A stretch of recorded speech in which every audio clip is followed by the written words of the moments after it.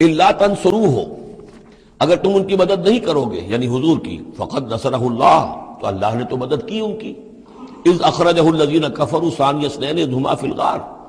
جبکہ کافروں نے انہیں اپنے گھر سے اور مکے سے نکلنے پر مجبور کر دیا تھا،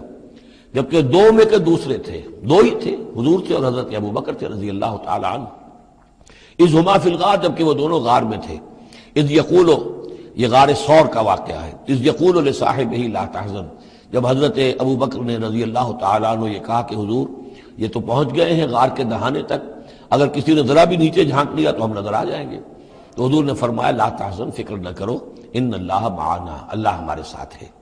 فانزل اللہ سکینتہ علیہ، تو اللہ تعالیٰ نے تسکین اور سکون نازل کر دیا ان پر، وأیدہ بجنود لم تروہا، اور ان کی مدد فرمائی ان لشکروں سے جنہیں تم نہیں دیکھتے،